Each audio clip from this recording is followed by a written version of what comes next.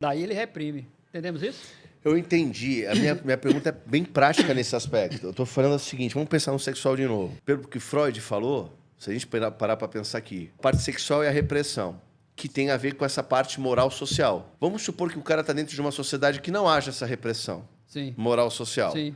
Ou seja, desejar a própria mãe não é um problema. Pronto. Aí, ser tocado, sei lá, por outra pessoa não é um problema. Sim. Aí, essa criança, ela vai passar por isso, que é inato. É absurdo, é abjeto. Isso não vai gerar repressão e isso também não gera sintoma. Não gera trauma. Acabou.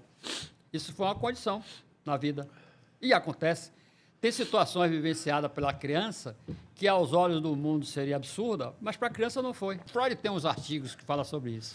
Quer dizer, o trauma necessariamente precisa ser alguma coisa proibida e entendida assim pelo Por isso sujeito. que eu lhe falei que está associado com a matriz do pensamento. Sim. É isso que eu quis dizer. Eu vou resumir. Arquétipos, valores e matrizes se interrelacionam para gerar uma alegoria que é representada no transe. Perfeito. Na extrusão de alguma situação que é adversa. Perfeito. Pronto. Aí eu vou avançar um pouquinho para a gente entender a questão do trauma de uma forma mais razoável. A gente vai ver tudo que está nesse inconsciente. Esse famoso slide. Perfeito. Eu tenho aí uma representação do que seria o meu consciente na esfera menor, o meu inconsciente na esfera maior. Tudo que está no meu inconsciente vai passar para a consciência a partir aquela janela. A janela é uma restrição. Vai deixar passar limitadas informações que vão ser processadas no dia a dia pelo meu coordenador, que é o consciente. Inclusive ali, o meu trauma não sai porque ele está tampado. É o exemplo do frasco tampado. Sim. Ele não sai. Mas ele é forte, ele quer subir de qualquer jeito. Então, como é que ele vai subir? Ele cria uma charada, um enigma. Ele cria uma metáfora. Essa representação, que não é direta, seria o sintoma. Exemplo, um sujeito ele teve uma demonstração sexual e isso não vai subir porque a lembrança causaria... Muita dor, está reprimido. Está reprimido. O que é que sobe? Sobe uma situação adversa que envolve a sexualidade, como uma abstenção da sexualidade, desprezo pela sexualidade. Falta de prazer, não conseguir ter orgasmo. Isso é um sintoma. Eu tenho alguns slides aqui que eu vou mostrar exatamente o que seria o trauma e o que seria o sintoma. E a gente conseguir ver uma correlação entre eles. Certo? Tá bom. E esses traumas eles estão vinculados à sexualidade, à segurança, à sociabilidade, vários setores da atividade humana. Dali pode acontecer eventos que são traumáticos, e desses eventos traumáticos vai acontecer sintomas que têm correlação indireta. O caso da pseudo-cegueira, pseudo-paralisia. Entendi. É um lance bastante complicado para se entender. Agora, vejamos, esse slide aqui, ele é importante por vários aspectos. O que é que você tem aí? Você tem matrizes, arquétipos, traumas reprimidos, crenças, tudo isso o Jung chamou de sombra, é sua sombra. Então você tem dentro de você um sujeito que não é você, que pode ser contrário ao que você pensa conscientemente. Conscientemente isso é uma coisa, mas a sua sombra está dizendo outra. E aí, nesse inconsciente, enfim, não vai deixar subir essas broncas, nem vai deixar subir tudo, porque o que ele precisa para você viver o dia a dia é apenas as informações sutis e evidentes, que está ali no limiar da consciência, certo? Sim. Abaixo disso estão essas situações que são mais fortes, que sobem por pulsão. Ela não sobe chamada pela Sobe consciência. por sintomas. Sobe por pulsão, não sintoma necessariamente. Manifesta, né? Vamos ver o que é um sintoma, o que é uma pulsão. Tá. Sintoma é alguma coisa simbólica que representa alguma coisa que eu não posso ver claramente. Isso é um sintoma. Certo. Pulsão são situações que você não se dá conta por quê, mas você faz. Exemplo, você vai no meio da rua e tem uma poça de água. Se você for pensar quanto que você vai ter que calcular para ultrapassar essa poça, qual é a força que você tem que botar na perna, qual é o salto que você tem que dar, você vai pensar muito sobre isso, quando você pular, você vai terminar caindo no meio da poça. Agora, pela sua matriz da sobrevivência, vai haver uma pulsão que vai lhe dar, o inconsciente vai calcular tudo isso, ele muito tem muito rapidamente, mais capacidade, e lhe dá o impulso e você pula e não sabe porque pula e consegue. Então, a pulsão é alguma coisa que você faz sem saber porque fez. E, na maioria das vezes, essas coisas são boas. São resultados processados pelo seu inconsciente, não pela consciência. Então, a pulsão é uma coisa, sintoma é outra. Eu entendi. Então, a pulsão não necessariamente é proveniente de um trauma. Pode ser simplesmente Sim. Entendi. Sim. A pulsão é alguma coisa que conscientemente você não pode dar conta, mas... O teu inconsciente trabalhou. O inconsciente foi lá e deu o resultado. Naquele momento ali. E nós somos movidos muito pela pulsão. A pulsão de vida.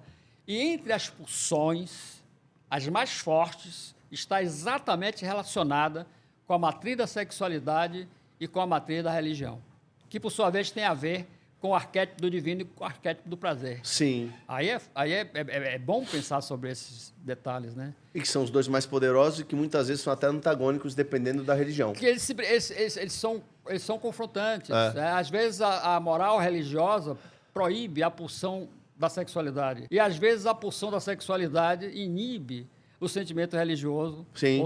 Então, você tem duas matrizes que normalmente é o que acontece. Quando o cara é muito libertino, ele é antirreligioso. Aí você tem, enfim, a ideia de que essas matrizes e esses arquétipos eles se contrapõem em vários momentos. De acordo com como cada um deles foi construído. Um é mais forte que o outro, predomina. É que o senhor está falando, agora para mim ficou bem claro, e para ficar claro para todo mundo, né? A diferença entre pulsão e aquela compulsão. Tá. Eu vou bater que é uma grande diferença. Vou bater seguro. Bora lá. Pulsão é alguma coisa que você age inconscientemente e geralmente dá certo e você supera a adversidade. Compulsão é isso negativo. E é isso, então, é isso que tinha que ter ficado. Isso agora tá compulsão pau. por comida. É negativo. Exato. Você come pra cacete. Mas nós temos a pulsão de nos alimentar, óbvio, por uma necessidade. A compulsão quando o resultado é negativo. Compulsão é negativo. Perfeito. Isso que eu estou falando é uma linguagem freudiana. É exatamente assim que fica definido o que é compulsão, o que é pulsão. Nós temos que ter pulsão sexual, caso contrário seríamos assexuados. Certo. Então é necessária a pulsão sexual. Como se o cara não tem nenhuma pulsão religiosa, ele seria, enfim, sem nenhum tipo de religião. Então, as pulsões são naturais do homem. Ele não tem consciência de religião nem aceitação de religião, mas ele tem uma matriz que foi construída durante a vida, que pode gerar pulsão, que é contrário àquilo que ele se manifesta conscientemente. Perfeito. Aí é que o ateu se ferra. Sim. O ateu está negando... Que quando o avião começa a cair, ele tem a pulsão de pedir para Deus perdão. Quando ele está na merda, oh, meu Deus! Isso. Essas contradições, é importante que a gente entenda a partir da percepção clara do que são esses elementos simbólicos. Está claro. Mais ainda. Perfeito. Tudo que está aqui no inconsciente é simbólico. Tudo aqui é simbólico, tudo aqui é semiótico, tudo aqui tem a ver com a interpretação intuitiva e não racional. Não tem racionalidade em cima dessas ações possíveis. Mas eu aproveito esse slide para a gente dar um fechamento nesse capítulo importantíssimo, que foi o início da sua preocupação. O que é o transe? O que é o transe? Isso. Por uma série de técnicas, estratégias ou mecanismos, pode ser por alguns princípios hipnóticos, pode ser pela semiótica, pode ser pela contemplação religiosa, pode ser pela contemplação da natureza. Aquela janelazinha ali abre. Aquela janela é a restrição. A restrição só deixava passar aquilo que eu preciso para alimentar o meu dia a dia. Quando eu entro em transe, a janela abre. Quando a janela abre, sobe tudo de uma vez. Quando sobe tudo de uma vez, meu consciente não consegue processar. Ele tem limite. Quando ele não consegue processar, ele para. Quando ele para, o inconsciente se manifesta. Isso é o transe. Mais um detalhe. Essa janela, quanto maior for a abertura dela, maior será a função inconsciente. Então, tem gente que entra num transe muito grande, tem gente que entra num transe mais limitado.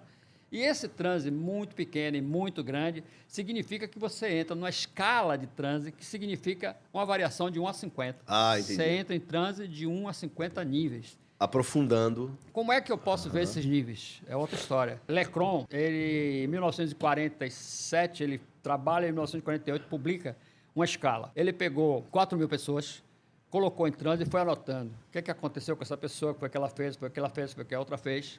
Ele faz uma escala. Isso ele chama de escala de suscetibilidade. Então, o transe tem características que vão se manifestar de acordo com o nível de abertura da janela. Eu posso apresentar, por exemplo, o olho ficar branco. Eu posso apresentar, por exemplo, a veia jugular ficar calibrada. Eu posso apresentar placas vermelhas pelo corpo. Eu posso apresentar contrações musculares generalizadas. Eu posso apresentar arco-catalepsia, bota a mão no pé, chão e levanto. Enfim, existem 50 características que vai identificar o nível de abertura daquela janela. Quanto maior o nível de abertura da janela, menor é a função consciente, maior é a manifestação do transe. Perfeito. Não tem como você praticar a hipnose, primeiro, se não fizer uma estratégia adequada.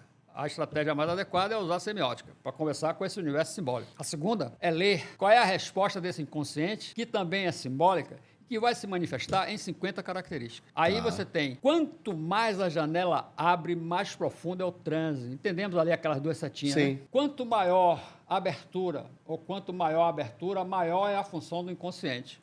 Entendemos isso? Entendi.